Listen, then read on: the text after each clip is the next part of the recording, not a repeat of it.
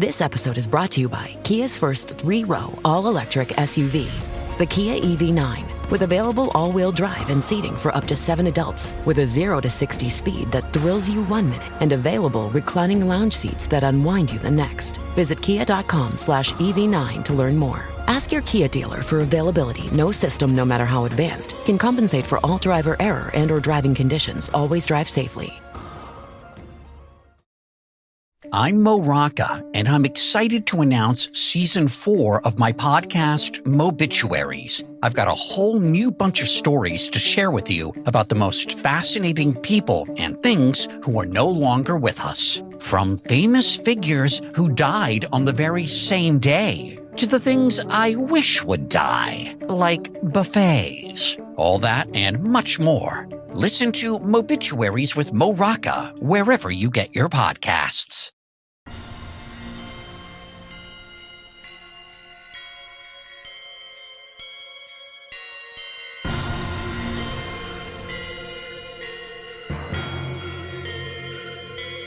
Boobies.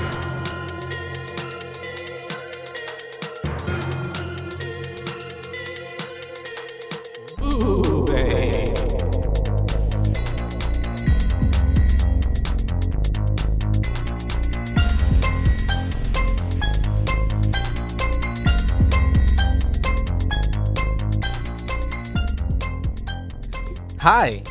Hello and welcome to Boobies. Boobies. That's right. We're your hosts. I'm Caitlin. And I'm Joshua. And today we're here to talk to you about Insidious, Chapter 2. A less of a shithole movie. The continuation of the Insidious franchise. I liked it more. You did? Okay, yay. I was honestly nervous. I'm coming up. I'm like, I was thinking maybe watch her hate it even more, you know? Yeah, No, I didn't. I think it definitely improved. And it was interesting to watch it and see how they were trying to incorporate a lot of like the found footage aspect that was in it. Yeah. Oh, which you love. Yeah. Of course. And with, seeing Josh's old videos.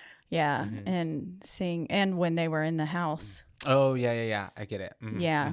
Because we had that first person POV shaky cam going inside Parker Crane's house. Pretty spooky house. Yeah. And no wonder Parker Crane's fucked up. Yeah. It's like poor guy. I mean, a metaphor for being trans. Yeah. I feel like. And then also when your parents won't allow you to be who you're meant to be. Yeah. Kind of thing. And then also just the abuse. Yeah. From that level of from Mother of Death, Mother Morticia or whatever how it was. Morza or something.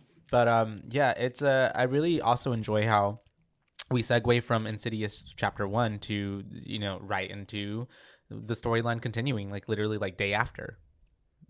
Yeah. With mom being interrogated. Or no, I'm sorry. We open with the Lambert residence in 1986. I'm sorry. Yes, but how the story continues. Yeah, whenever it does get into that.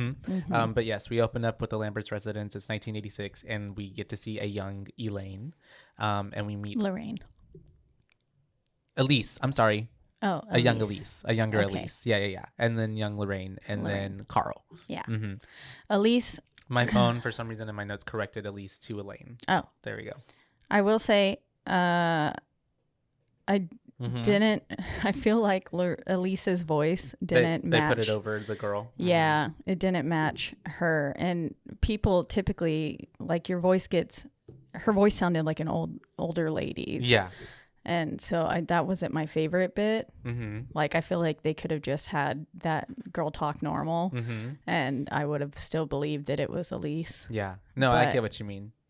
That's just like one of the it's almost a bit comical. Yeah because it's like we can 100% tell that this is dubbed supposed over. To be Elise and this is not her actual speaking voice. It felt foreign coming out of her, like watching her lips move. That's true. And it's because we already know whose voice that is, so it's just like, that's not your voice. That's not supposed to be sounding like that. And you're right, our voices do age with us over time, so it just would have made more sense for them to just have allowed her to just speak naturally. Yeah. Watch her have been Australian and she couldn't shake the accent. Yeah, maybe. But that's casting. But like I will say, she did look like a younger Elise in the face. Yeah. Like she really did, to me at least. Yeah, she had the same long kind of face. Mm-hmm. And so we're looking at the pictures because essentially Carl and Lorraine were working together first, and Carl was dealing with something that he felt like was actually scaring him and that was out of his hands, and so he called Elise to come over and help with the case of Josh, who has been being ghostly harassed by terrorized by the Black Bride. Yeah. Mm-hmm. The Black Bride. Which is, I really like what they did with that character too, because they really like switch it up. Yeah. Mm-hmm, mm-hmm. With So it being Parker. instead of thinking like of some old hag lady. Mm-hmm. Yeah. And so we're it definitely added a creep level to it. Yeah. And not only just like a person, but like a serial killer. Yeah. That. Spoiler alert.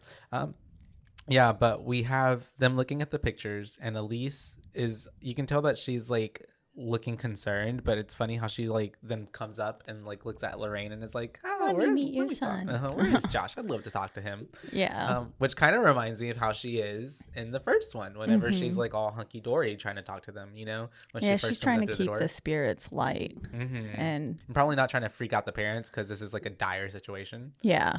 Yeah, she was probably trying to keep the cool and just be like, oh shit, this is a really bad thing that I'm seeing, and trying to not let mom freak out more.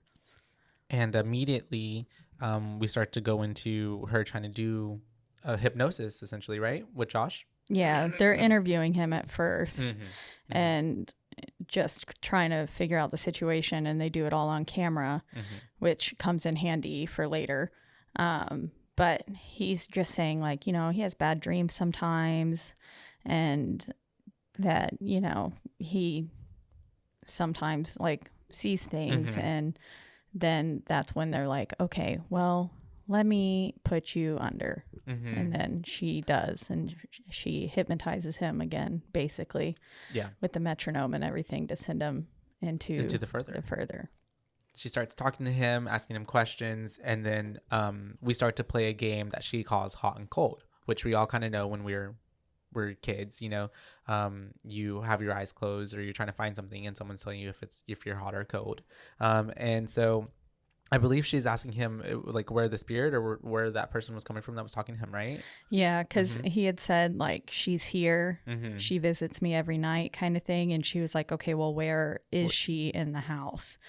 And she has like a little rudimentary kind of walkie-talkie system going, and Carl's like holding the walkie-talkie up to Josh's face as he's like saying you're getting warmer or colder, which I guess he's in the further, like walking around with her. I'm not sure or something, how that or kind of he's like worked, or if got he's just special powers, or he has a sense. I don't know. I think there's a lot to be explained with the further and how that works. Yeah, and how sometimes you can be like, because he's not, you would think like he would just be walking next to her or something, or we would see that, but he just seems to be like under like a trance and just there. But he, you know, she's getting colder, she's getting hotter, and then she starts to get hotter, and then he's like, you know, you can tell he's visibly scared and shaken, and then she comes to the closet. And that's whenever she starts to go in there, and it like bites her, like does something to her. I think it scratches her, right? Scratches her down her arm. Yeah, and so that's whenever she gets spooked herself, and then she comes down and she starts to tell his mom, Lorraine, that whatever this being is it's malignant, right? Yeah, she says, I've never felt a more malignant being. And not only is this thing a parasite and it's attached to him, it wants to be him. And which is terrifying. Going back just a little bit, all the long shots through the house of whenever they were playing hot and cold. Yeah. I really liked those. Nice. It was like long shots going through, and it was like the camera was passing through each door and stuff, following Elise. And it was cool. I liked that. Really nice cinematography. Yeah. And the use of the camera. And then it's funny that we're also talking about how she said malignant as is like a very, you know, word. And then James Wan obviously has that movie Malignant, and he's still kind of attached. And there's also really cool like house shots in that movie too. Yeah. So it's just funny how it all. There is. I really There's a liked thread some of there. those shots Mm-hmm. in that film, even though the film was hella predictable. But See, and a little funny to me at times. yeah. Yeah. No, it was definitely comical in some aspects where I was just like, what? Maybe another of that, because it also felt like it was taking itself seriously as well. Yeah. So maybe There were some cool maybe that's a like common thing that action happens. shots in it. But yeah, and we can talk about it When we cover it. But yeah, I couldn't. That was another thing I couldn't get past, because like I was like, this is a Professor Quirrell situation, and then it was. I didn't see it, and I should have, but I didn't pick up on that until a little bit later in the film. But I did pick up on it beforehand. Yeah, but at first I was a little confused as to what was going on. Yeah. But we do have then it's Lorraine and Elise in there, and they're talking, and then the door opens up. Yeah, Or does he say, "I'll show you before"? He says, "I'll show you before." Right. He stands up and he looks over his shoulder and he says, "I'll show you," and then walks over into the hallway and points to a door, and the door just slowly creaks open. And while Lorraine and Elise look on in horror, and they're like, "What the fuck?" Yeah. And they both like hurry to pull him away and sit him back in the chair, being like, "Absolutely the fuck not. Yeah. I don't think so." That's a hard nope. Yeah. And then it's his mom, right? She's like, make him forget. Or no, because Elise is like, I can make him forget. She was like, do how to whatever do you this. have to. Yeah. Make him forget. Do whatever you need to. Yeah. And which, I mean, given their circumstances and what they were dealing with, was probably not a bad option. Yeah. Yeah. Especially if what she does prevents him from traveling again. Yeah. Because that's ultimately the issue here, was him traveling and leaving his vessel open. Which sucks, because like you have to sleep and you have to, get rest. So your options are either forgetting, or I don't know if it's possible for them to like, would it become a pro? I don't know, learn how to do it. Yeah. With that gift, that's, yeah. Especially when you have demons apparently trying to come after you. And we get to a title card. Right after all of that. Insidious. It's the same.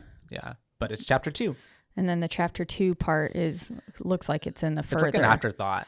Yeah. I really wish they would have like said Insidious and then just like chapter 2. Yeah. All together. It. Yeah. Yeah. And just like went with the harsh opening. I agree. And then other than instead what they of did. what they did, because but it was still fine. Like I understand what they were going for. Like I think it was supposed to be in the further, but to have such a like you said, it was kind of like an afterthought. It's almost like two title cards, and they were like, just put them both. Yeah. They couldn't decide how they wanted to do it or something. Yeah, if it would have been like, even if it if it was going to pop up next, like chapter 2, like it did, I wish it would have still been in the same font, in the same music. Yeah. I wish they just would have kept it consistent. I think that would have impacted a little bit more, and where I feel like I said, I don't know, it felt like it was definitely an afterthought. Yeah, like on doing that. But and then we get a credits scene again, kind of reminiscent to the first movie, where we have kind of like an AHS kind of title sequence with all the little names and the credits rolling on. Yeah, less of the house being haunted this time, and more of the further, right? The further / some of the drawings and stuff too. Like we're seeing some of Dalton's drawings from when he was a kid again. The I Flew Away one, right? Yeah. Which also shows up in the next one. The red door, yeah. So they kept it consistent there. But yeah. It was just some scenes of the house and stuff as the credits roll. And then we open up with, I like how it was like small and then you like come in big into the full frame. Yeah. And because it feels like an interrogation. We have Renee talking to an investigator going over the events that happened the night before. Yeah, because I believe it was already the night after. My bad. But about Elise and how she literally was murdered in their living room. And she's trying to have to explain, like, well, we were going through a possession and there was ghosts. And one of these ghosts killed her, not my husband. Yeah. And whenever he was like, there are marks on her neck That are that human. will match, and we'll have forensics match it, that were made by a human.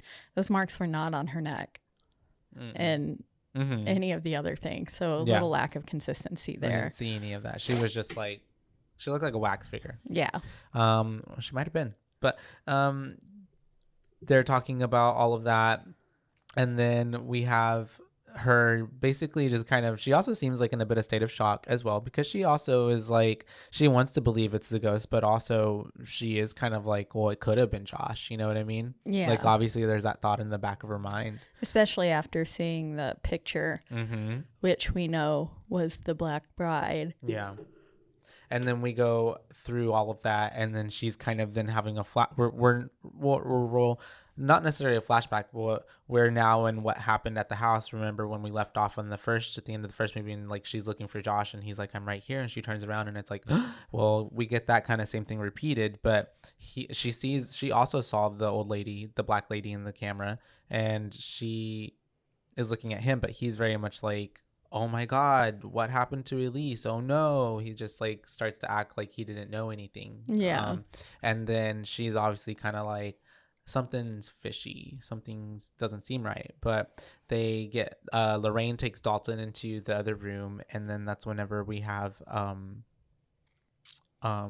think we just end up going through all of that, and then we have them going to the new house. And it's not really a new house, it's Lorraine's house. Yeah. They're going to Mom's staying house. at Grandma's house for a bit.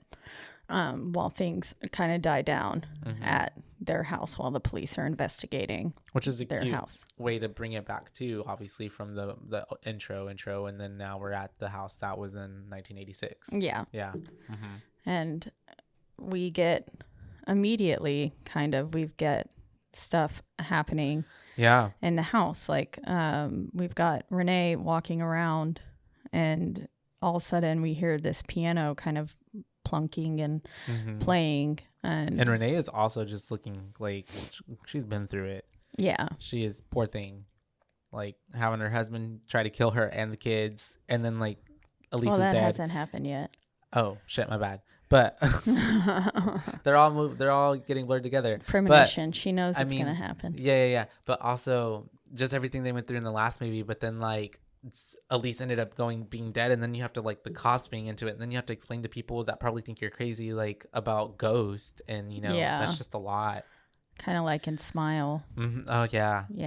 And especially when people, it's like when people don't believe you and you feel like you're not being heard, that's like the worst part. I feel like feels like you're crazy. Exactly. And just grasping at straws, trying to get people to believe even an ounce of what you're saying. And clearly this detective was not hearing what she was saying at all. But she's walking around the house. She hears this piano playing, and she recognizes the tune as well. But we don't realize that yet. But I recognize the tune a bit. Yeah. Once we heard it, I think the second time it was playing, I was like, this is a consistent same song. Yeah. And then I was like, I think this is something that was in the first one. But I wouldn't have caught that had we not just watched it. Yeah. And she ends up, because it's weird, and she ends up going into the piano room, and it's on the radio. Yeah, I was like, oh, JK, just the radio. But also, who turned on the radio, right? Yeah, it could have been already just running, and she only just then like took a second to like breathe, and then realized it was playing. Maybe, but it was all. I mean, it probably was paranormal, but there is a rational way to explain it. Yeah. And so then she ends up checking on Miss Callie, I believe. Yeah, Callie had fallen out of her crib. That's right. She gets up there and she hears the piano again. Yeah. And that's another scary thing of having babies is when they can start climbing out of their crib. Yeah. Yikes. But I mean, obviously I think this was supposed to be a paranormal force pulled her out of the crib, but still that's a very real thing that does happen is kids, unless it's all paranormal, and babies can't actually climb. They can't. It's all ghosts. It's all every spirits single trying to take ghost your child. Baby happen. It's because the parents made a deal that they didn't honor. Yep. It's probably one of them. No. And so she hears that piano again, so she goes back downstairs and she's expecting to see the radio on again, but the radio's not on. And so then she just like goes to the piano and closes the piano key lid thing, the cover. Yeah. And it was this time that you could hear the song more clearly. And that's when I was like, oh, this sounds familiar. But I couldn't quite exactly place what it was. I just was like, this song is familiar. And then we have after all of that happening, I think this is when she tries to tell Josh, right? I don't know. My next note or is it says her mom? 2 idiots find the video of Josh as a boy. That's Specs and Tucker. Yeah. I think because right before that, I'm sorry, it's because she does bring it up to Josh, and then he's like being like, "Nah, you didn't hear that. The baby falls out of the crib. It happens. It can happen." Yeah. And I was like, I need away. us to move on. Like, I need you to like calm down. Essentially, like you're crazy. He was gaslighting her. And then Specs and Tucker are at Elise's place, her house, and obviously Elise is dead. That was their mentor, I guess their employer as well. So they end up kind of going through the house a little bit, but then a door opens and they're like, Elise never left the reading room unlocked. So they end up going down there. Yeah, and it's a pretty cool room. And then it looks like it would be a spiritual reading room. Yeah, they really did it up in a kitschy way, but whatever, it was still cool. Very like crystal ball in the middle. Yeah, psychic reading. And so Elise had a hustle. That's probably what that meant. And so then we saw the stupid mask in the corner too, from the first one, movie, which I thought was dumb. And it was sitting on a very creepy mannequin. Well, what this room gave me was the inception of an idea of. It gave me the room from The Conjuring, even though that's already its own thing and they were taking from real life things. But like it gave me like how all the stuff in there is like evil or something, or like tainted by someone, and she kept it in a room. You mean like their museum? Yeah. I see. Yeah. Ed and Lorraine's Warren's museum. But that's what it kind of gave down in there, just kind of all these odd things and stuff. And then we have this old, like freaking old TV that comes on, and it's just a like static screen, and they're like, and then Tucker, who ends up like going into the closet because he's fumbling around and it's dark, ends up knocking stuff over in some VHS tapes, and he just happens to see one and pick it up, and it's Josh's interview. Yep. And so they turn it on and they watch this video of Josh as a boy, and whenever Josh stands up to say, "I'll show you," they realize that there's something in the back corner of the room, and they're like, who is he talking to? And so they pause and lighten the frame eventually.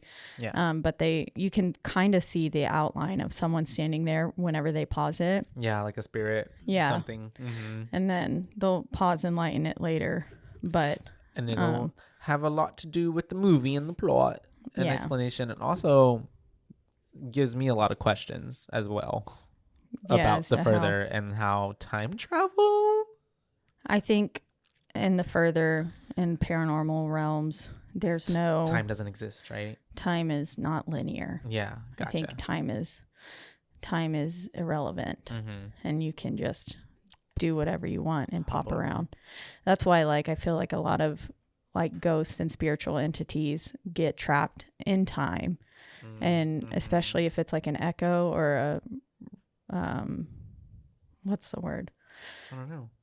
Whenever they're not active, but it's like sexually? What? Just kidding. No. Whenever they're like a ghost is like dormant almost. Yeah, they're just replaying things. And like on a loop. Yeah, replaying like their incident. There's a specific word for it. Gotcha. But I can't think I pick of up what you're putting down. And they're just sitting there doing it on a loop. And I feel like time just doesn't really exist in the paranormal realm. Yeah. And if it can span, like if you're seeing like a 19th century or let's say 16th century ghost or something, in present day, and it's just doing whatever it wants. Who knows? Maybe you could be watching a echo of it happening in real life, like the actual thing, and time's just slipping through and it's not actually a ghost at all, but you're watching the event actually take place. And then there's just like a little wrinkle in time. That's a whole nother movie. Yeah, it really is. It's called A Wrinkle in A Time. Wrinkle in Time. And Oprah in it. Is Oprah in it? I don't I'm know. not sure. No, but yes, there's a whole perplexity to all of that. But in this situation, it does come into play here a little later. And after they end up having this little revelation of like, oh, who is he talking to? We instantly go to Lorraine waking up in the middle of the night. And I love how they have like she fell asleep at her boudoir, I guess, and then like Dracula is playing or something, some scary movie's playing in the TV, and so she turns it off, and then she goes to check on the boys, and this is whenever she goes to Dalton, and he like very creepily is just like, Grandma, there's someone standing behind you. Yeah. She was like asking him questions, and he was like, Grandma, and she was like, yes, and he was like, there's someone standing behind you. Very scary. And then that is creepy. And she just turns around and is like, what is going on? No one was obviously there. No. But in Dalton's mind and in the further there was some lady we'll see later who will meet a lot. And so she ends up like being like, okay, we'll just go to sleep, I love you, and then walks out. And then that's whenever we have she's walking around, and then the baby roller thing goes off. Because she bumps into it. Is it because she bumps into it? I think she bumped into it. I thought it was paranormal for a second. Okay, the mom later on, it's paranormal, Renee has it roll out. Yeah. But I think this time she bumped into it and it just went off. I think it was supposed to be like a little jump scare. And then as she's like trying to get it to turn off and stuff, we see something past the door, and then she goes into the hallway, and we see this ghost lady in a white dress completely pass the door, and she's all like, Renee, is that you? And starts chasing after the ghost. Which is dumb. Because obviously Renee wouldn't answer back. And obviously Renee wouldn't be doing that right now. And Renee's probably not sleeping in a white nightgown that's to the floor, long flowy white dress. But she gets to the bathroom after she kind of chases this thing around, and she's kind of like washing her face or messing with her contacts or something to be like, what the hell? Like, what is happening? And then looks in the mirror, and all of a sudden the lady's behind her. She just kind of shows up there, and she turns around to look at her in person, and I'm thinking she sees her there in actuality. I think she does too. But then that door starts closing on her. And then that's whenever she goes back to the door and she wants to open it, and then when she does, Josh is fucking there in the doorway. Josh is there, and he is gaslighting his mom now. He's telling her that she can't say anything because he does not want his wife and children to freak out. Which obviously is not the case. She's like, you didn't see anything, we can't have them thinking these things, so you saw nothing. And she was like, oh, you know what, you're probably right. And I was like, bitch, no, you just saw what you saw. Like, how are you gonna just sit there and be like, that was nothing? I don't know. I was like, damn, Lorraine, come on, you got more backbone than this. I feel like too, though, she definitely knows something's up, though, and I know she thinks like she has to play along, at least for now.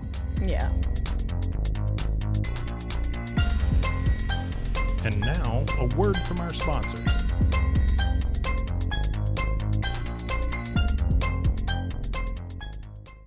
I love smoothies, but I don't love smoothie bar prices.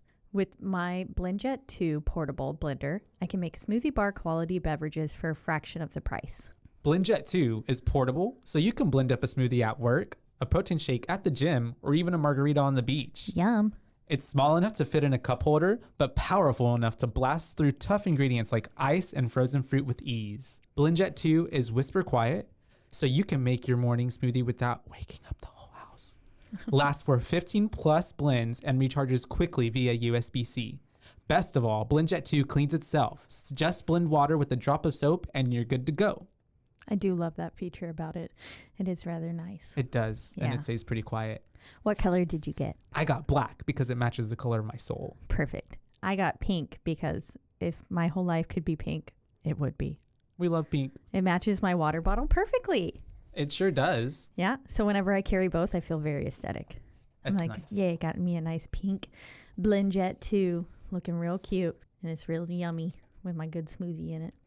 So, what are you waiting for? Go to blendjet.com and grab yours today. And be sure to use promo code BOO12 to get 12% off your order and free 2-day shipping. No other portable blender on the market comes close to the quality, power, and innovation of the BlendJet 2. They guarantee you'll love it or your money back. Blend anytime, anywhere with the BlendJet 2 portable blender. Go to blendjet.com and use the code BOO12 to get 12% off your order and free 2-day shipping. Shop today and get the best deal ever. Did you know you could be putting oil and chemicals in your coffee?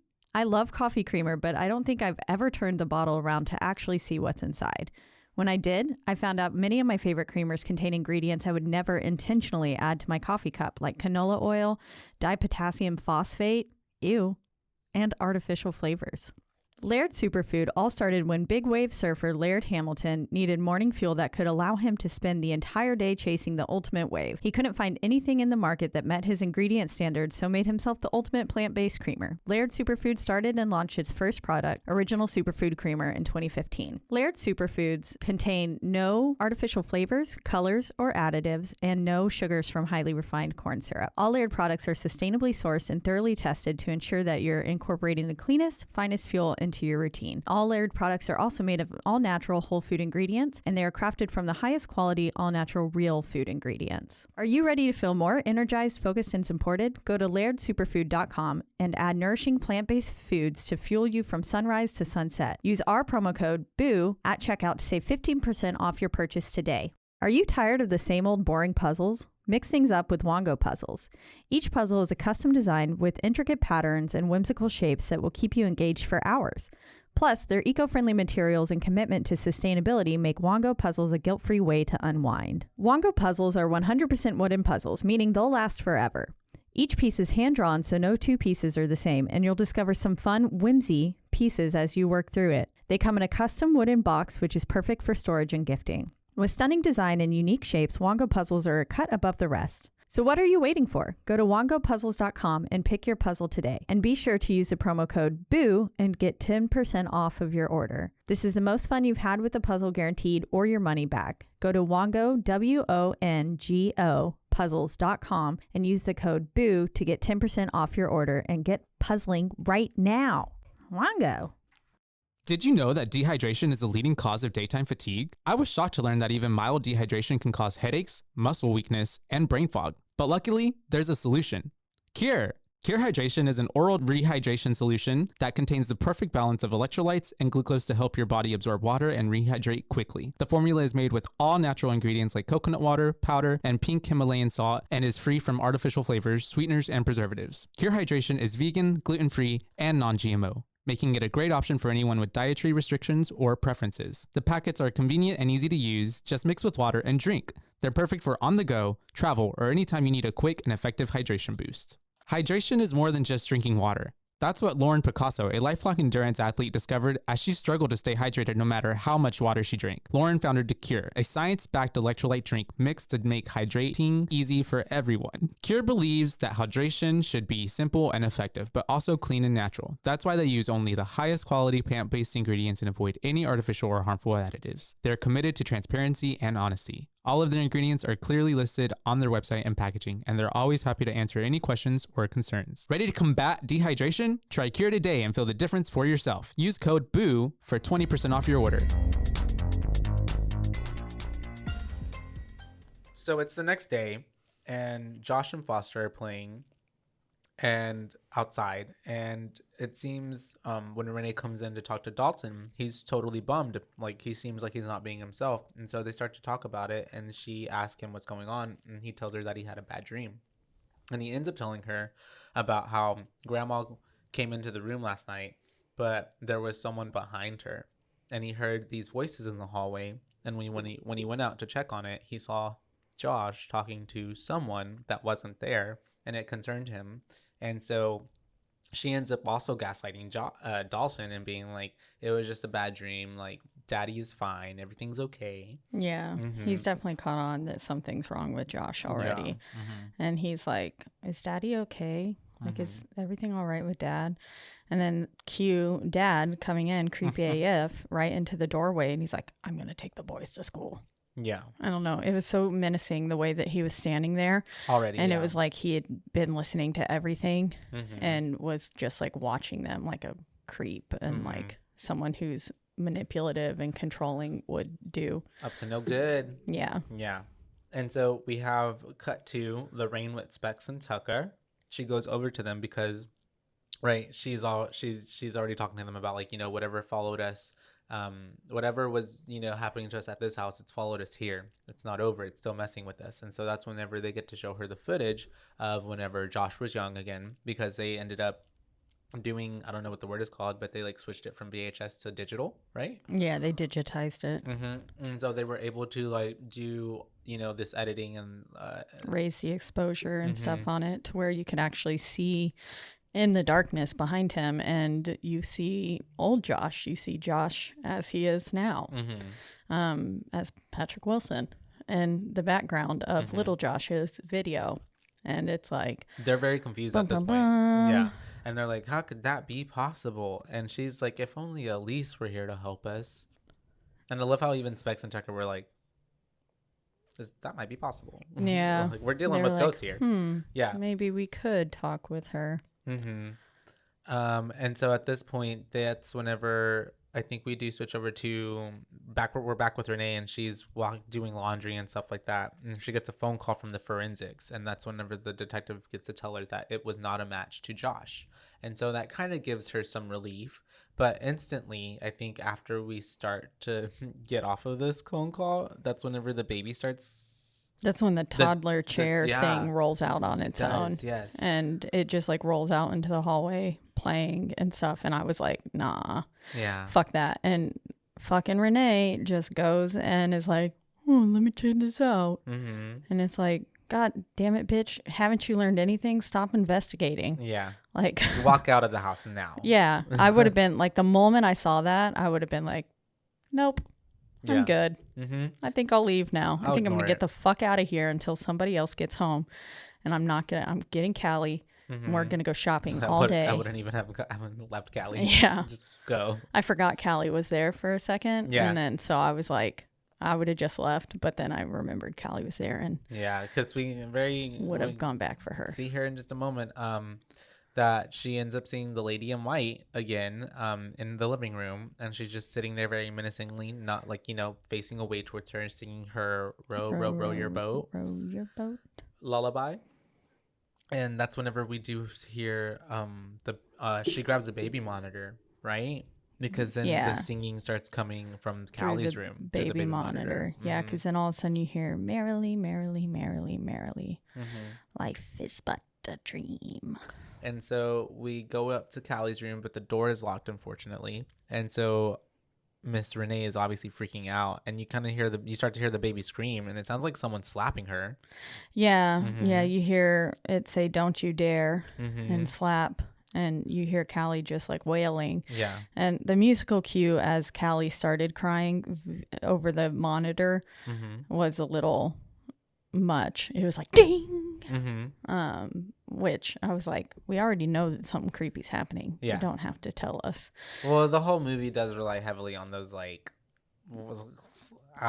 strings. Yeah. I think what was it? I saw was it in the fun fact where it said the 33 violins 33 were used. Yeah. That's so much. And it is a lot. Lots of different. And it's slapped throughout the entire movie. It sounds like it sounds like it should have been made by that water phone thing, which is water phone. It's what they use to make a lot of actual horror movie sounds. Oh, okay. I have a video of it. I took a video of Kenny using it because he's got one at the school. Oh, cool. Yeah. And it was cool. He showed it to me. And I was like, that's awesome. That's how it makes all the like weird noises. Yeah. With water. Yeah, it's got water inside of it, and it like moves it around, and it's got these like spikes, like spire kind of things on it that you can like play. You can like run like a mallet down it, and it will do like wind chimey kind of sounds. That's cool. Yeah, it's really neat. It's versatile. And so we have Callie then the door opens up eventually. Yeah, Renee finally gets in. And she's able to get in there, but Callie is fucking missing. She's not where she's Callie supposed to be. Is gone. And this is whenever Renee is like freaking out. I believe she runs back downstairs. She's looking for Callie. And then that's whenever she runs into the lady in white again. And the ghost bitch slaps her. The fuck out of her. Sends her flying. And says, "Don't you dare." And she even breaks the chair as she falls down on it, right? Yeah, a table or chair or something. She landed on a piece of furniture and it broke. Yeah. And she was knocked the fuck out. Yeah. She was out for a while until had to been hours. Josh came home, right? It was Josh who found her. Yeah, he did. Yeah. And so before that happens, we do have Carl coming to talk to the gang. They want to use Carl to contact Elise, and so I love how they sit down in the table reading room, whatever, and he's like pulls out his dice and he's like, "This is how I talk to the dead." Yeah. And I was like, okay. It felt very D&D. I was like, this is such a step down from fucking Elise. Like, yeah. I was like, all right, but go off.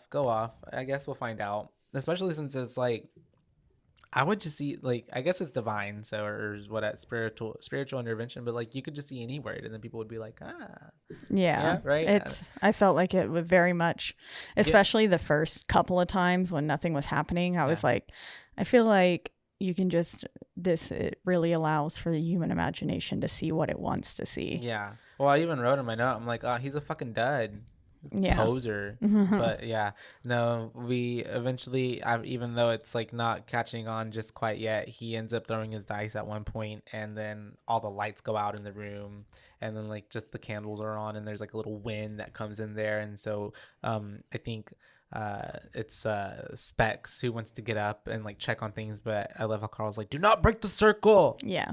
Which, side note, we didn't get to mention it last episode, but we did learn after the fact, unfortunately, that Specs is played by Lee Whannell.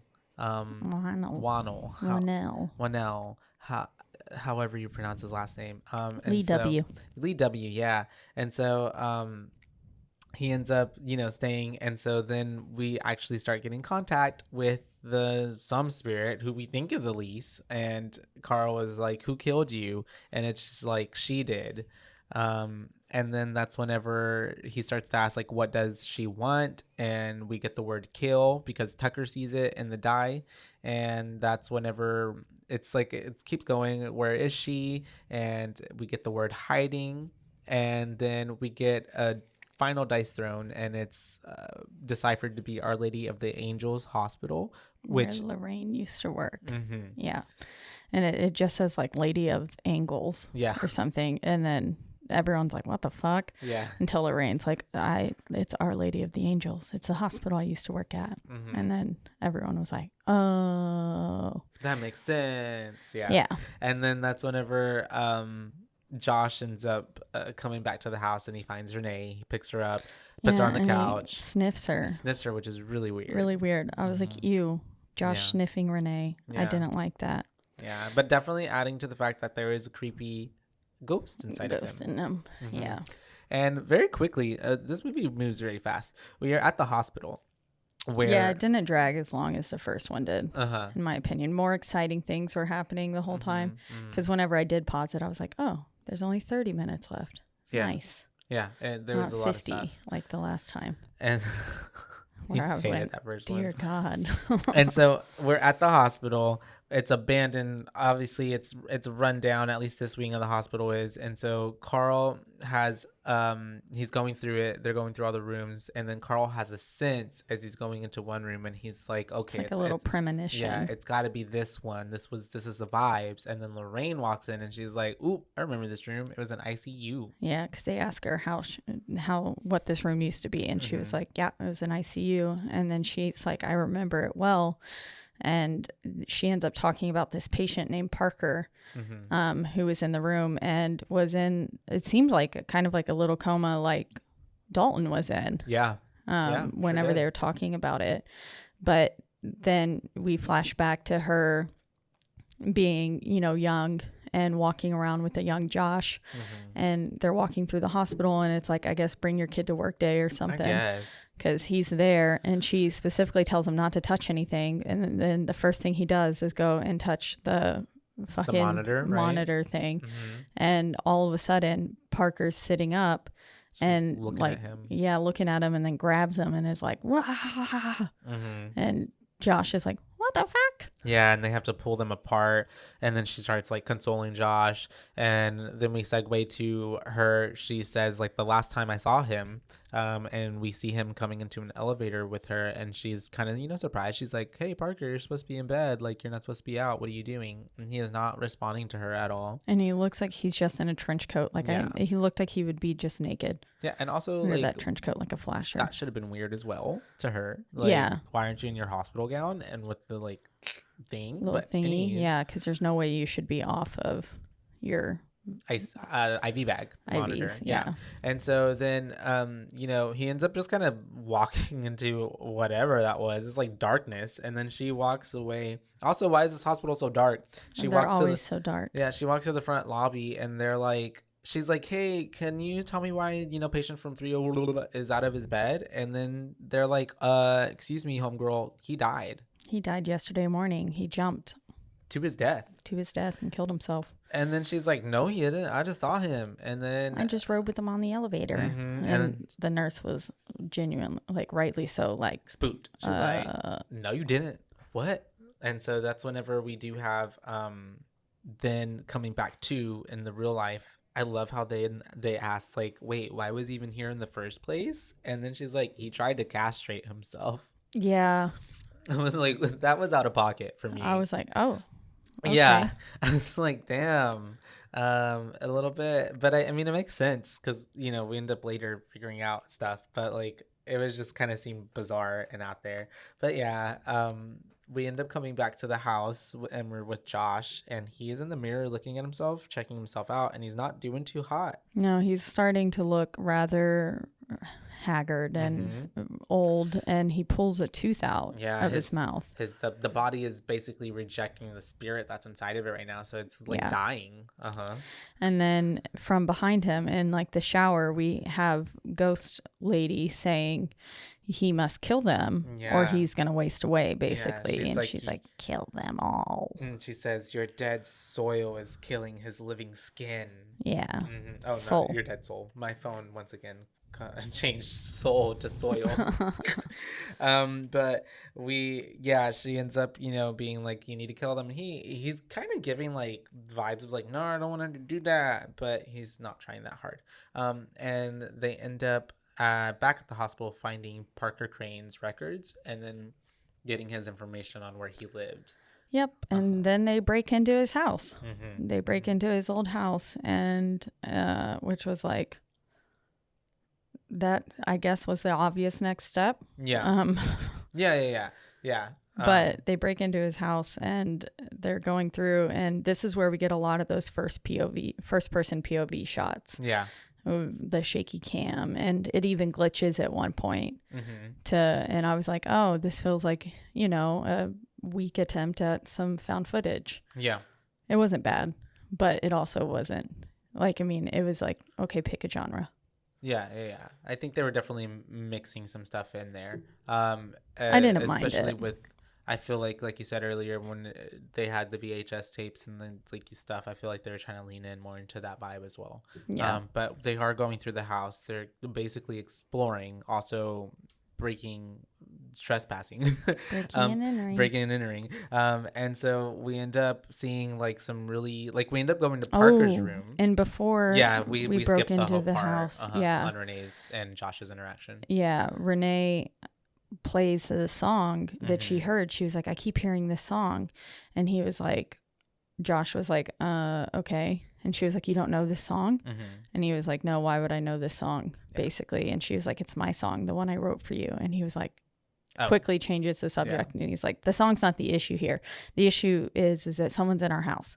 Yeah. And goes and gets the bat and stuff. And that's when Renee's like, just gonna test vibes.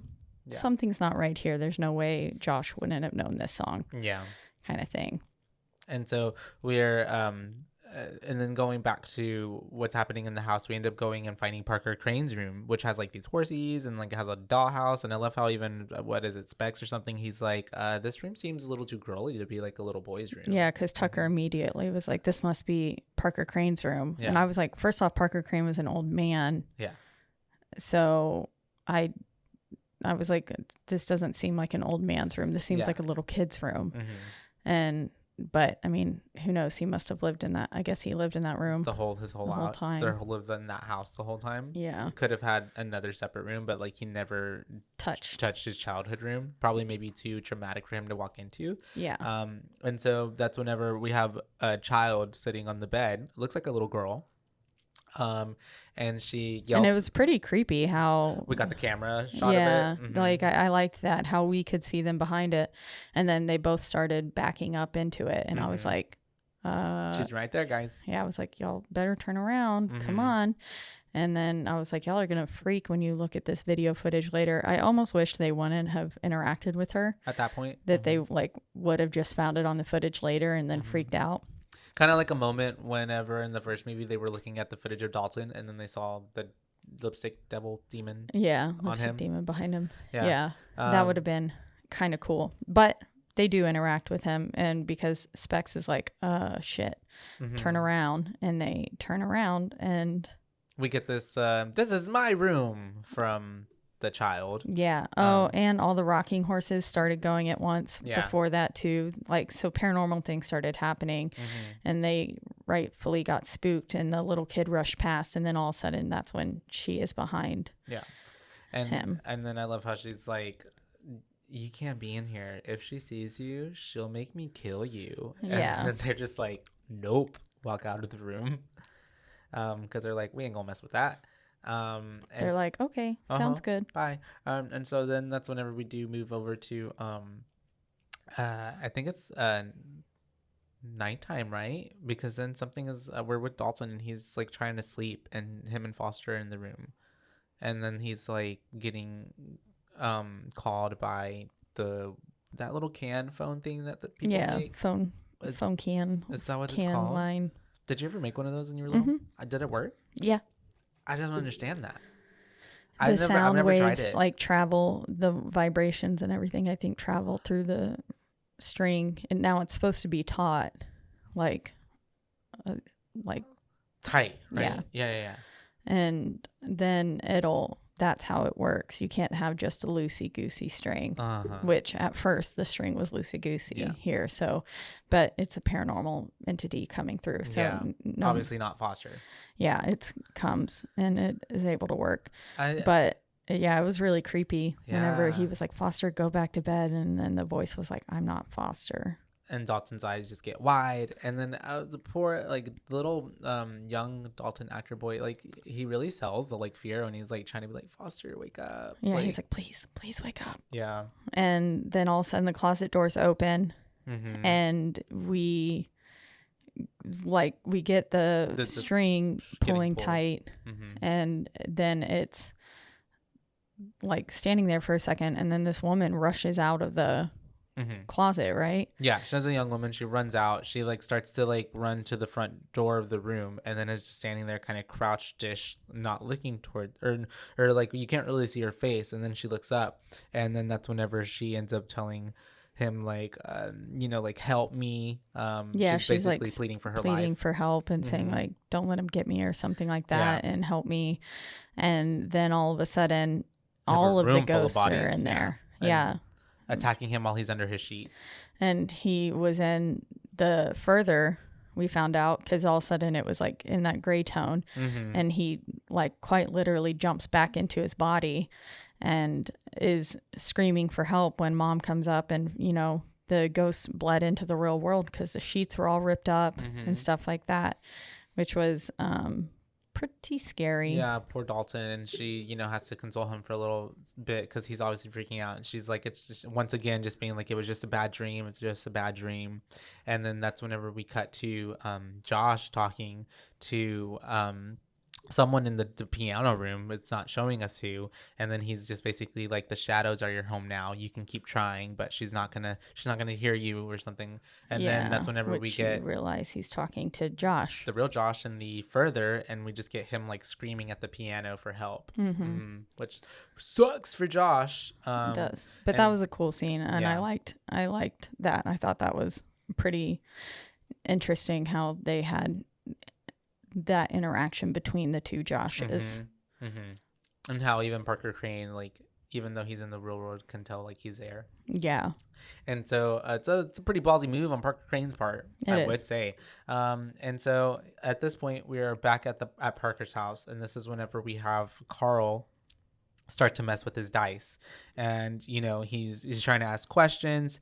I think at this point he starts to realize, like, oh shit, this isn't a fucking Elise, because he starts to be like, wait, you're not Elise. And the whole time we get like, there's a screw unscrewing from the chandelier above him in the living room, and the spirit, I think, I'm sorry, it doesn't happen yet, but the spirit at this point, because he is trying to ask questions, as Lorraine walks by, she looks at a painting that is the white lady in white, and then a young Parker Crane, painted as a little girl, as Marilyn, yes. And the chandelier almost falls on her, but Carl saves her. And then this is the point when he starts to think, like, oh shit, this isn't Elise, because she wouldn't try to kill us.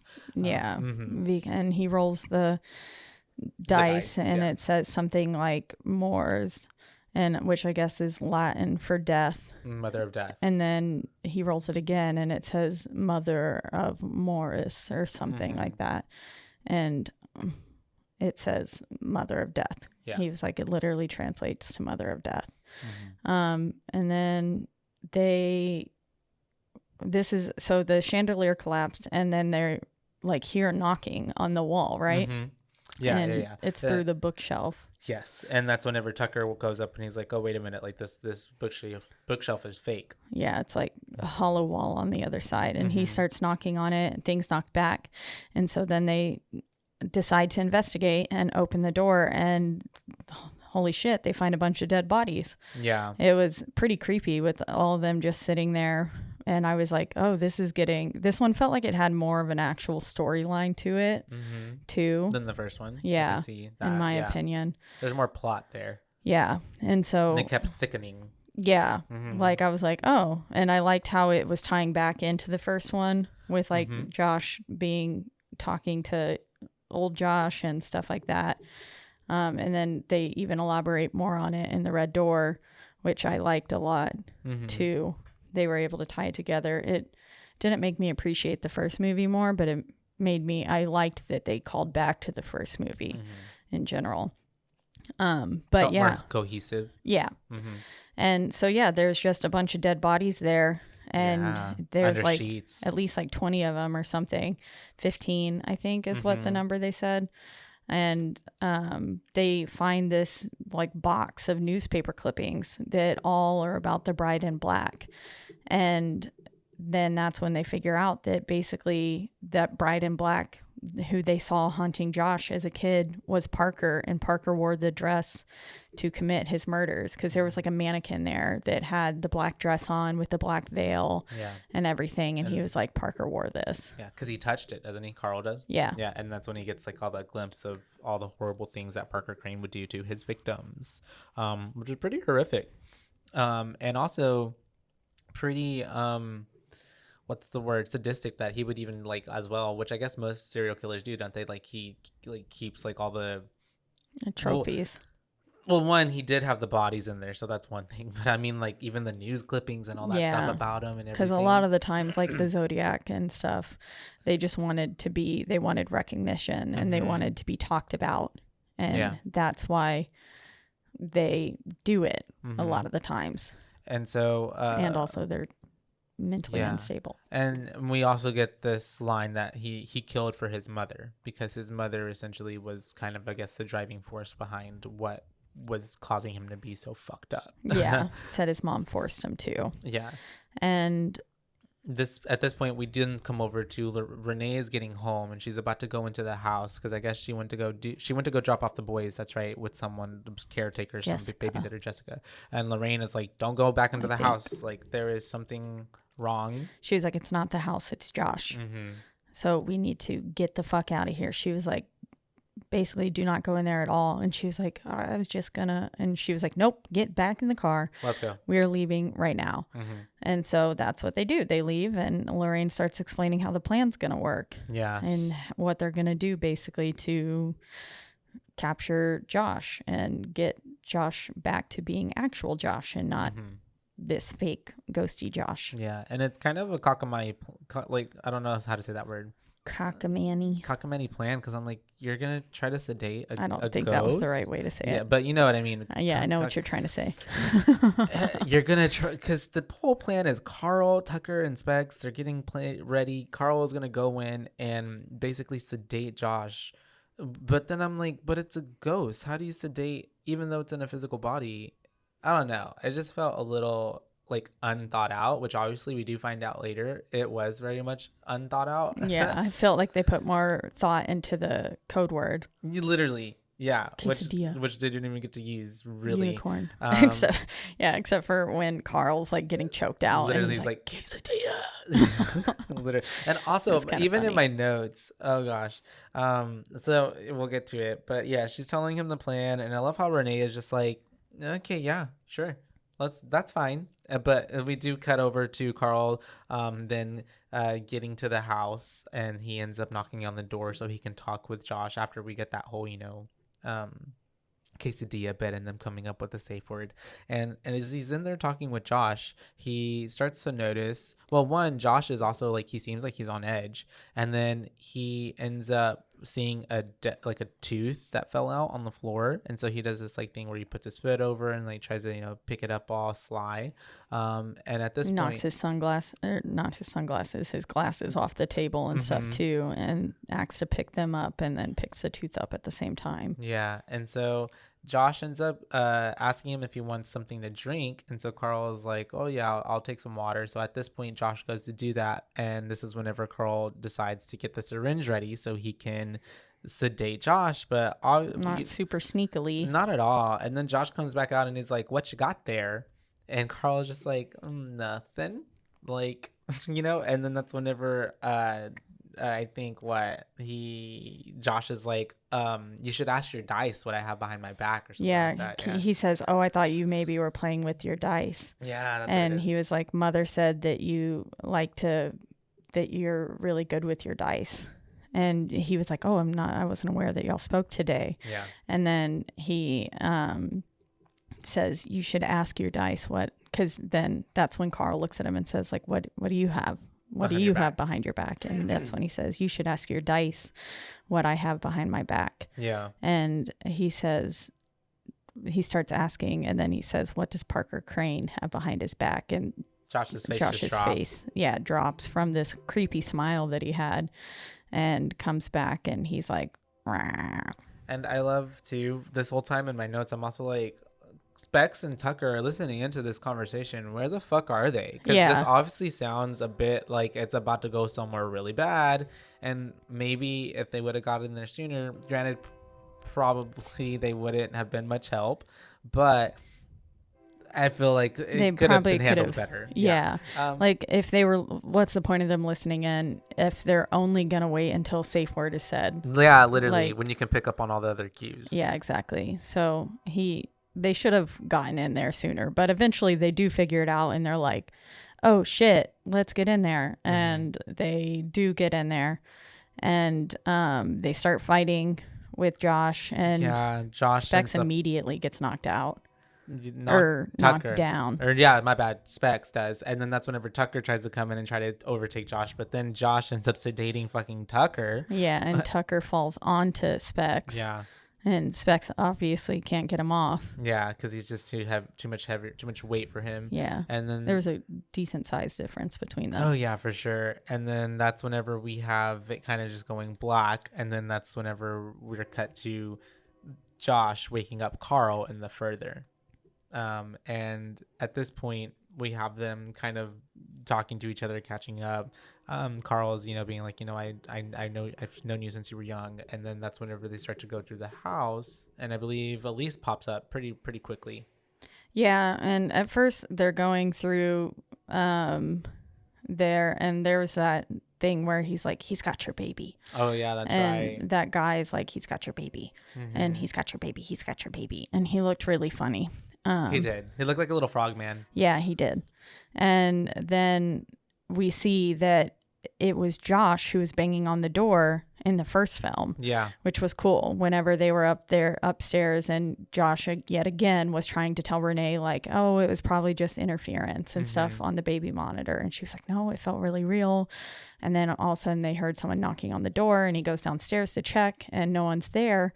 And we thought it was like something creepy, but turns out it was actually Josh in the further trying to save Renee in the present and stuff like that. So that was cool. I liked how that tied back in. I was like, oh, that was neat. And it was him that who was went Josh. through the door and all of that, set off the alarms. Makes it a lot less scary too. And yeah, it does. And then at this point, that's whenever we get to see all that happen. And then is that where Carl is asking for Elise, or something happens? Something happens to bring back Elise. I don't remember. I just wrote, oh, Elise comes back. Yeah, she kind of just comes back, kind of like a savior essentially, because that's whenever they end up getting. Oh, my note says. Oh, yeah. At this point, all of that's going on, but we're back in the real world, and this is when Lorraine gets a message from Tucker saying the plan is, taking action and it's safe to come back now. Yeah, which was obviously fake. Yeah, it was from the possessed Josh. But then we go back, yes, with Josh and Carl looking for Elise and then the baby and all that. And then that's whenever I believe, oh, my notes. Hello. They make it back to the Lambert house. Yeah. And they are basically trying to figure out, like, how can we bring this spirit out? We need to figure out where she lives. Elise is telling him that she lives somewhere in the further, and we've got to bring the spirit out and jar some of its memories in order to push it out of the vessel and bring it back to the further. But Josh was like, I don't know where this entity lives at all. And then that's when they say, maybe we're asking the wrong Josh. And then, so this is where we get Big Josh asking Little Josh, where does this entity live? And that's when he says, I'll show you, and stands up and points to the door. And Elise is like, that's what that was about. Yeah. And I love how that's a good callback too. And then they end up going through that door, and that's when we find another red door. And this I is was the like, door. oh, more red doors. Yeah. I guess the red doors mean definitely like Just two bad entities. Yeah, I guess. Yeah, really. Never do go not through a red proceed. door. Yeah. And so that's Stop. whenever we do come back to the real world, and Renee and Lorraine come back to the house, and immediately we get Josh just attacking them. Because Josh trying to kill everyone. He's just trying to kill them. And then that's whenever we have Renee getting locked. Not Renee, sorry. Him and Renee are going at it, but then that's whenever he locks Lorraine. Oh, I'm getting their names. Like Lorraine locked into the restroom, like a guest bathroom, I guess, type of situation. And he's like, I'll be back for you, mommy. Yeah. And so at the same time, Got all this some is going hardcore mommy on. issues here. Yeah. The boys are getting dropped off outside. So they're about to walk into a mess. But yeah, he essentially ends up, Renee does put up a little bit of a good fight, but he ends up fucking knocking her out, or knocking her down with the, like, was it a tea kettle or something? Yeah. Because she starts smacking the hell out of him with the pot. Yeah. And then he grabs the tea kettle and chunks it at her, and it hits her in the back of the head, and she's rendered slightly unconscious. Like, she's definitely out of it. Got to have some sort of concussion or something. Yeah, she definitely saw stars for a second. Yeah. Because she drops to the floor, and then at this point he gets on top of her, and that's when we get him trying to attempt to murder her and strangle her just like he did Elise, and we get her seeing him. She's like freaking out, but then it transitions. Little Dalton comes in. It does, but she does also see the Black Bride. Being the one strangling her, and then that's whenever Dalton comes in, and we have with Foster just screaming. Bat. Yeah, Foster's not doing much to help, but Dalton's like, "Get the fuck back!" and hits his dad with the baseball bat. And then we have them, poor Dalton, getting a little bit thrown, and then they like take off and they are able to go to the basement, right? Yeah, running to the basement. And at this point, we go back to the rest of our gang, and the red door has led to Parker's house. Parker Crane's room. And we get this scene happening between Parker and his mom. And Parker yells, "My name is Parker." And then his mom walks up and is like, "No, it ain't. No, it's not. Your name is Marilyn." And basically just explaining to him how good little girls need to behave and stuff, or they're gonna get it. And I was like, no wonder he is fucked up, because this is intense. We see how he was very much abused as a child by his mom, and she was a psycho herself.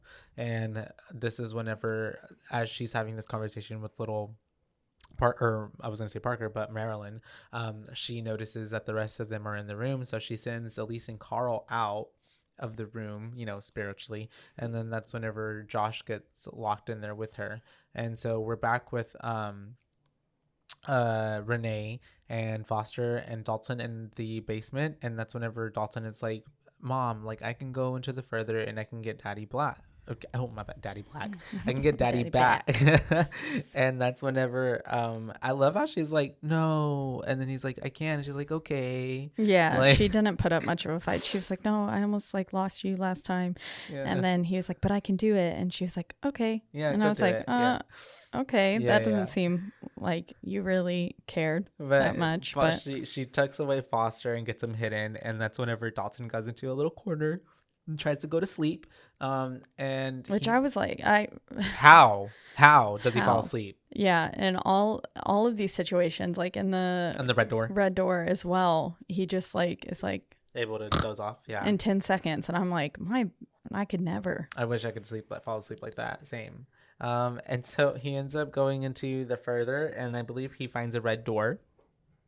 Yeah, and then that's whenever we have we cut back to Josh, and he's in the room with a bunch of kind of like the same way as we saw all those bodies at Parker Crane's house in the base, in that special room. They're like under sheets, and he's trying to find the lady, the mom. And I love how she's like, "Come and find me," or not find me, but she's like says something basically taunting him. And then he's trying to find her. He's going through all of them, and at the same time, we're back in there's so much going on. Speck starts to wake up, and he lets Lorraine out of the bathroom, and they can hear all the commotion coming from down, stairs. So they start to go that way. And then at the same time, the possessed, Josh comes and breaks through the door, not the door, but like the wall, essentially, because he can't get through the door. And that's whenever Elise starts talking to young Parker in the further, and she's trying to, get his help. And she's like, "You can help us defeat her and put an end to all of this." And so this is all going on. I believe Parker Crane's little young spirit ends up leading Elise into the room that the mom ghost is in with Josh, as she's like fighting Josh and like choking Josh, right? She's like choking Josh out at this point. Yeah, I think the real Josh. Yeah. And then Elise comes in with one of the rocking chairs and just starts beating the shit out of Mother of Death. Literally. And as she hits him, or hits the mother, the Black Bride is then sent out of Josh's body back in the real world. Yeah. And he's kind of rendered unconscious. And then we also see that he also was knocked out in the third one. Knocked out then in that moment too by Dalton. Yeah, by Dalton. Yeah. Which is funny how it all ties in. Also how Dalton was the one who left the hammer there. Like I was like, whoa. Yeah. But yes. But then everyone, Dalton is in the further, and he's calling out to Josh, and then so Josh and Dalton are reunited, and basically they are able to make it back to their bodies, and they come back to their bodies, and Josh wakes up in his body, and he's like, "It's me." And Renee's rightfully hesitant. She's like, Nah. Last time you said it was you, it wasn't you. Yeah. Yeah. Said I'm right here, and it was That's- not you that was right there. Yeah. But we get the explanation from him. He's like, I tried to play our song. I was trying to communicate with you. And then she's like, You're the only one who could ever play that song that badly. yeah. And then we get Tucker for fucking bursting in and being like, but obviously the day has already been saved. And then we go into the next day, and that's whenever we get the decision from Josh and well, I don't know necessarily Dalton, but the family that we want to make them forget again. We want to not be able to travel, no more sleepwalking, no more further. We want to forget this ever happened. So that's what starts happening. And then we cut to Tucker and Specs Doing going a house call of sorts randomly to this person's house. And they open the door and they're like, oh, we know we have a message for Allison. Yeah, what's happening to Allison isn't this. It's something like our leader Elise would have said is like supernatural and stuff. And then the little girl pops up and she's like, who's the lady behind y'all? And we see Elise's ghost there, and Elise is like, shh. And then Elise goes and sees something behind Allison, and she's like, Allison, and then sees something behind her, but we don't see what it is, right? Because I didn't see it. We don't see it. Okay. It's making like that crackling noise, like the lipstick face demon kind of noise made whenever we would see the dark stuff. Yeah. But we don't know. And she's just like, oh my God. And it's the end. Does Allison have to do with the next film? No. So I was confused as to what Allison had to do with anything. It's just a segue into, I guess, more that could possibly be. But Dalton and Josh aren't alone. Maybe, yeah. And then also, I mean, in the chapter 3, there is a girl that ends up being put in a wheelchair, but it's not Allison. It's a whole different storyline. And it took place before the Dalton storyline, so I don't know. Which one is the last key? Excuse me. That is the 4th one. Okay, I think maybe that's the one I saw at the party, because I remember something happening with a key and a door having to be like physically unlocked. That's the 4th one, the last key. Because once I watched this one, I was like, I've never seen this before. Okay, I was like, none of this is coming back, even to my drunk mind. Yeah.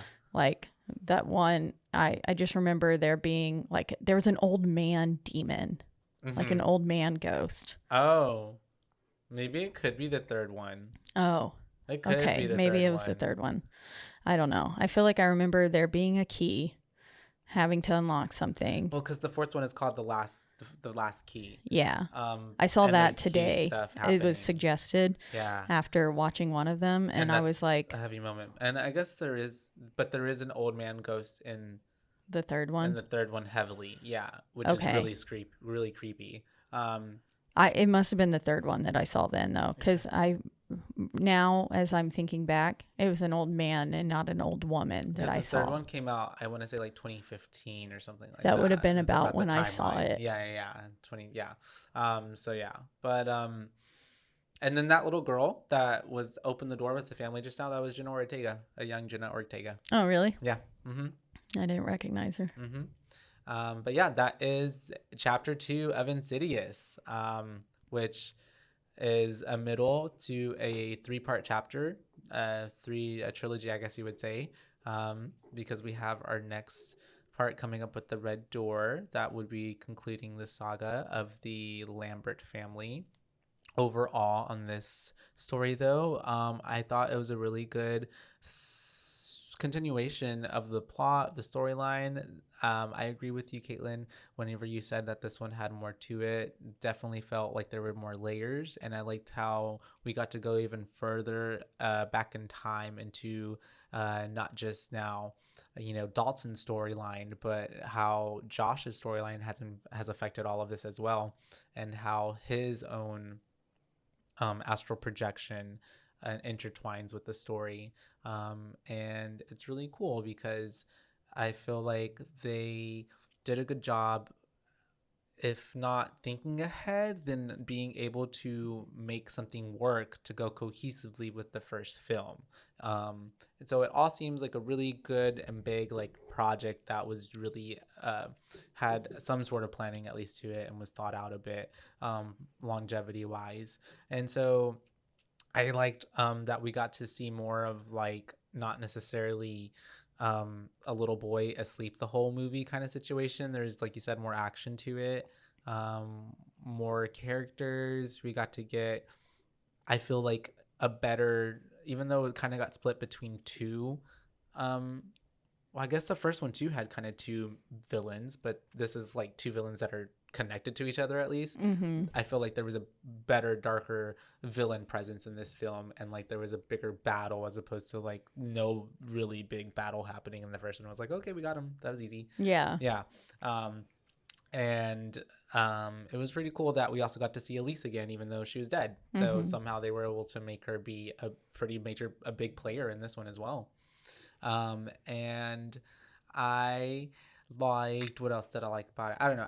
I do like these films. And I think that I like the whole, like I mentioned in the first one too, the astral projection. Now that in this one, we're introducing like time travel. Like there's a lot of really cool ideas mixing in with the horror element. I would have to say overall, I probably enjoyed this one more than the first one as well. And I would have to give this one, I'm trying to remember what I gave the first one. A 3.8. 3.8, right? It's like, so this one definitely for me feels more in the 4, like a 4.2. 4 point. No, you know what? I'll give it a 4.5. 4.5. I'll give it a 4.5. Oh, wow. Yeah, I'll give it a 4.5. I really enjoyed the storyline, and I really enjoyed how the character of the Black Bride as well was kind of a twist in itself, because in the first one, and I guess through the beginning of it, if you don't get ahead with yourself, you are already thinking like, well, it's some old like witchy or like lady spirit. But then we find out, nah, this is a man who is dressing up like a woman to commit serial murder. Yeah. Like that's a whole It's pretty thing. wild. Yeah, it's horrific in real life, horrific in the afterlife. Yeah, very much so. It just adds to the fear factor and also to the complexity of the character, which is really cool. Yeah, it was a good show. But yeah, 4.5 from me. Do you have any fun facts? I do. Yay. Beep boop bop. At around 25 minutes, when Specs and Tucker analyzed the footage of young Josh, the Panasonic VCR logo has been worn away in places so that it reads Panic instead. Oh, that's cool. The hospital featured in the film, Linda Vista Community Hospital, has been featured in over 30 movies, mainly horror films, and many TV series, and as well as music videos. So that's cool. A majority of the film was shot inside the Linda Vista Community Hospital, which also doubles as the abandoned hospital that the characters visit. So they used that hospital for a lot of things. They were like, we got it for a day. We better use it as much as we can. There's an Australian flag in the corner of Dalton's room in the Lambert house. Lee Wannell, Rose Byrne, Angus Sampson, and James Wan are all Australian. However, Wan was born in Malaysia but later moved to Australia. And then at around 22 minutes, when Specs and Tucker enter Elise's house, there's an African tribal painting hanging on the wall. It's the same painting seen in Daniel's study in Paranormal Activity 2 and the grandmother's house in Paranormal Activity 3 as well. Interesting. Yeah, because those are also James Wan's films, right? Yeah. And then there's a director cameo at around 33 minutes on a computer wallpaper with Specs and Tucker. James Wan was there. Yeah, I saw that one. I did see that one, yeah. So that's cool. That's all I got for trivia. For fun facts. Little fun facts. What's your boo rating? Boo rating. I think I'd give this one like a 3.2 or something. It was pretty good. I liked it overall. It was a good middle of the road horror film for me. Maybe a 3.5.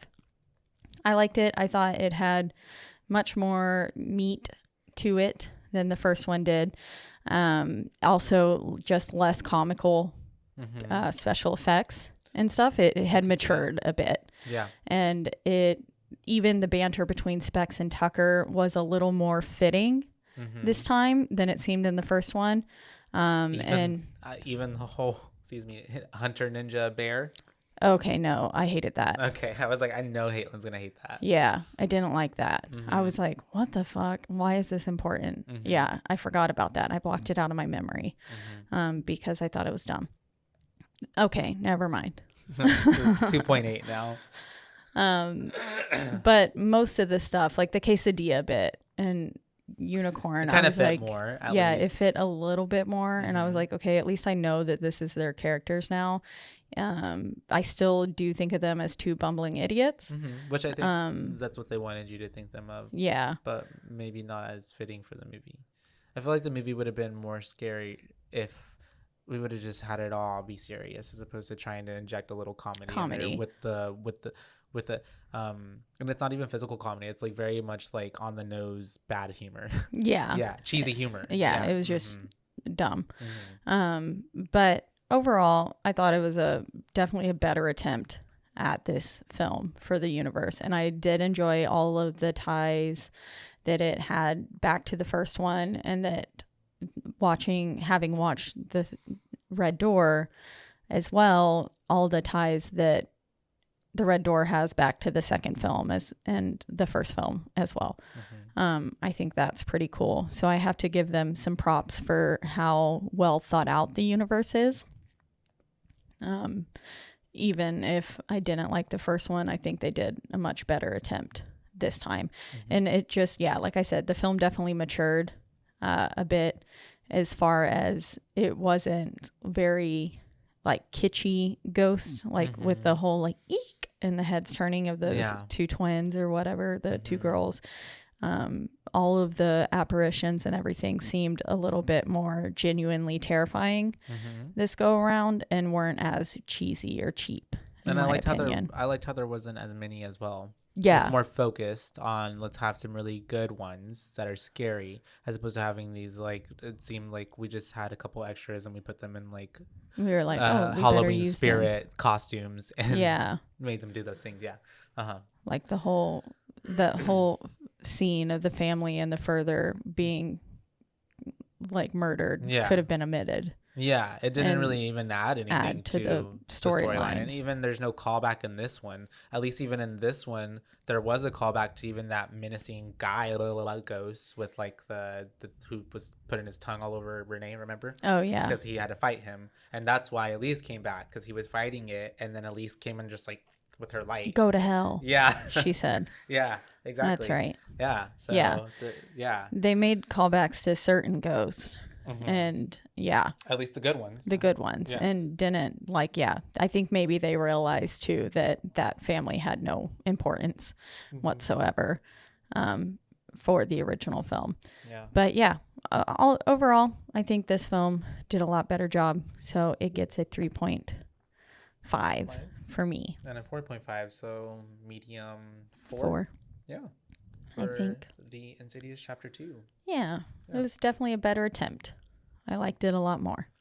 And speaking of important families, we are in our lovely Rogue Media Network studio, who always takes good care of us. And you can listen to our show or any of their other wonderful shows at roguemedianetwork.com. And then you can also listen to all those shows and us on a slew of podcasting platforms, but the biggest two would be Spotify and also Apple. But wherever you do listen, don't forget to rate, review, like, and subscribe. That's right, because that is the only way we can get ahead in this world. And tell your friends. Word of mouth is huge. That is one of the best ways for us to get out there, and especially for spooky season. Like, you can watch some movies with us and listen to us talk about them, and you can join in on the discussion by reaching out to us on our one social media platform, which is Instagram, and that is at Boobays Podcast, and that's at BOOBAES, because we're your boobays, not your boob babes. That's right. And until next time, you guys, we'll be talking about Insidious, the Red Door. So the third part, the third direct sequel.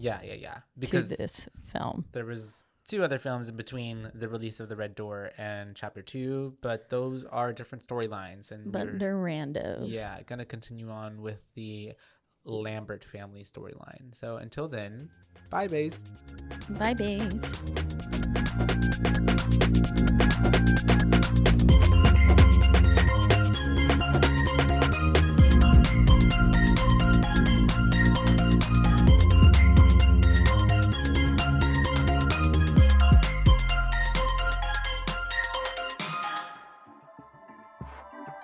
This has been a Rogue Media Network production.